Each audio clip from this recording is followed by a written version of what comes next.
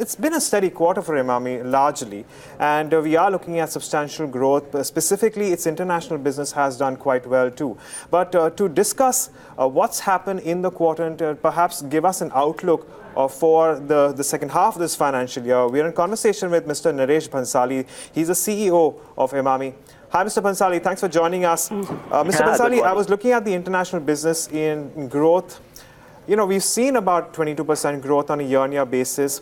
What does this mean for international business contribution to your consolidated revenues? Can you expect this growth to sustain? And does that mean that we could also expect the contribution of the international business to grow as we move into the next couple of years?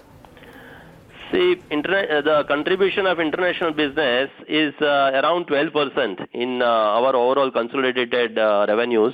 And the growth during the quarter has come mainly from Southeast Asia and also from the Africa.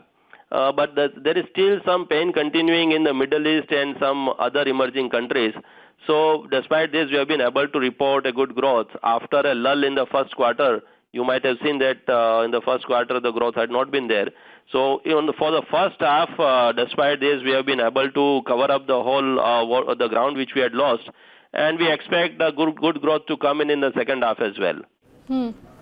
Mr. Bhansali, could you talk to us a little bit about the top line growth that one has seen during the quarter? How much of that was price driven and how much was it volume driven? We do understand the volumes grew almost 10% in this quarter, but could you talk to us a little bit more about this?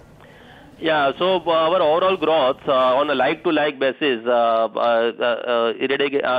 excluding the impact of GST for a presentation, we have grown by 14% on an overall basis for the organization. And the volume growth, as you rightly said, is at 10% on a consolidated basis. Within this, the domestic business has also grown by 14% and international business, as you rightly mentioned, at 22%. And if you look at brand-wise, all the brands has performed very well. In fact, Boro Plus range has grown by 38% in this quarter. Navratna range has grown by 16%. Pain management at 15%. This male grooming range has also done very well at around 11-12%. And healthcare division has also done reasonably okay.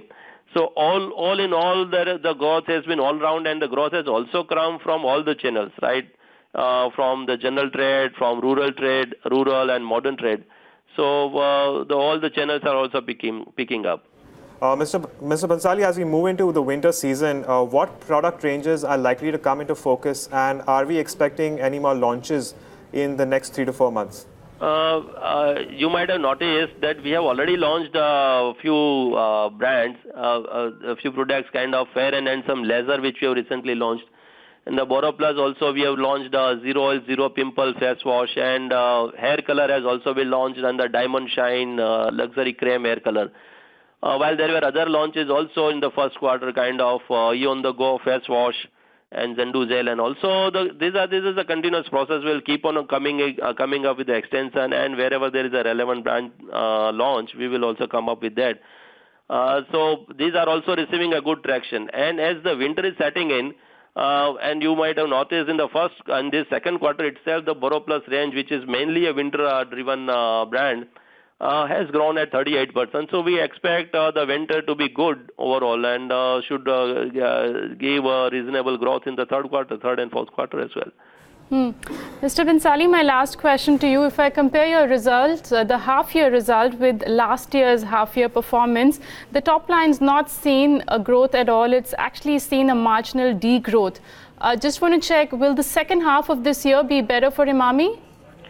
I think you need to relook at it. It's not the case.